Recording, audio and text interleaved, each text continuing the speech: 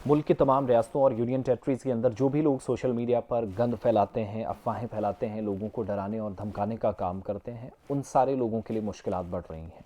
और ये इसलिए क्योंकि सरकार बाज़ाब्ता तौर पर नए कवानीन ला रही है, नई तजावीज़ तैयार की गई हैं।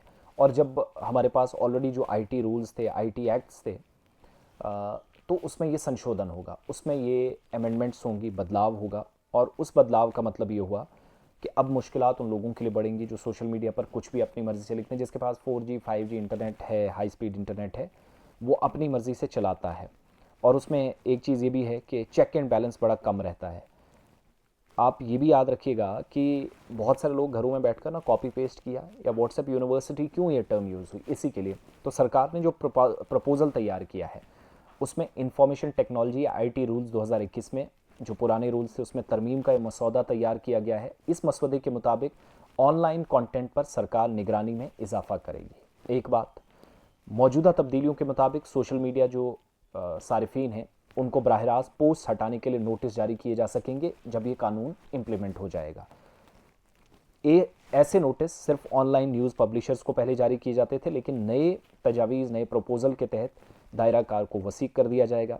सोशल मीडिया प्लेटफॉर्म्स और जो सार्फिन हैं उनकी तरफ से जो तैयार करदा ख़बरें हैं, हालात हाज़रा से मुतल्लिक मवाद है, उसको भी इसमें शामिल किया जाएगा। इलेक्ट्रॉनिक्स और इंफॉर्मेशन टेक्नोलॉजी की जो वजारत है, माइटी जिसको आप कहते हैं, उनने तजवीज़ की है कि तमाम इंटरमीडिएटर्स को सरकार की डायरेक्शंस पर, गाइडलाइंस पर और मयारी तरीक़ाकार पर अमल करना होगा। अगर कोई प्लेटफॉर्म इस पर अमल दरामद नहीं करता तो सेक्शन 79 जो इंफॉर्मेशन टेक्नोलॉजी एक्ट की है उसके तहत हासिल सेफ हार्बर तहफ़्फ़ुज़ से महरूम होना पड़ सकता है।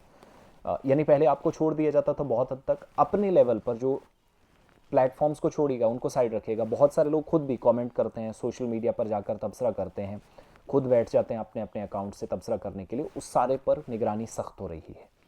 और अब आपको एक ऑनलाइन नोटिस आएगा कि आपकी ये इन्फॉर्मेशन गलत है, इसको टेक डाउन करें, तो आपको टेक डाउन करना पड़ेगा, अदरवाइज मुश्किलात होंगी। अगर आप अमल नहीं करते तो सेफ हार्बर से आप बाहर जाएंगे, जिसका मतलब ये होगा कि जब कंपनी चाहेगी, जब गवर्नमेंट चाहेगी, आपके अकाउंट को उड़ा दिया जाएगा। एक बड़ी मुश्किल है। सरकार का ये भी मानना है कि इन तरमीम का मकसद काबिल एतमाद और एक तरह से जवाबदेह इंटरनेट का इस्तेमाल हो, साथ साथ महफूज तरीके से सोशल मीडिया का और इंटरनेट सिस्टम का गलत फ़ायदा उठाने वाले लोगों पर कार्रवाई हो। अब लोगों से ओपिनियन मांगा गया है कि वो क्या चाहते हैं। तो 14 अप्रैल तक आम लोगों से ओपिनियन मांगे गए हैं, शुरुआत आज से हो गई है। लेकिन जब ये तजावीज़ आ रही हैं, लोगों के ओपिनियंस लिए जाएंगे। माने कम जाते हैं, ओपिनियन लेना एक बहाना होता है गवर्नमेंट का बचने का कि कल को सवालात होंगे। जो डिजिटल हुकूक की तंजीमें हैं, इंटरनेट फ्रीडम जो फाउंडेशन है, उसने इस पर इजहार तशवीश किया और उनका ये मानना है कि सरकार को ये वसी इख्तियारात मिल गए हैं। ये कवानीन जब बन जाएंगे, अभी प्रपोज़ल तैयार किया गया 2021 के, उन कवानीन में तब्दीली होगी, तो अपनी मर्ज़ी से जो लोग कंटेंट डालते थे, कंपनियां दबाव बनाएंगी कि इसको हटाएं, पैसा कम करेंगी, मोनेटाइजेशन में प्रॉब्लम्स आएंगी, और सरकार जब जो चाहेगी वो अपनी मर्ज़ी से मज़ीद उस पर निगरानी करेगी, सख्ती करेगी, जो ऑलरेडी वैसे है। तो ख़बरदार किया गया है कि सोशल मीडिया कंपनियों की तरफ से ज़रूरत से ज़्यादा सेंसरशिप इस पर देखने को मिल सकती है, मगर तब्दीलियाँ होंगी।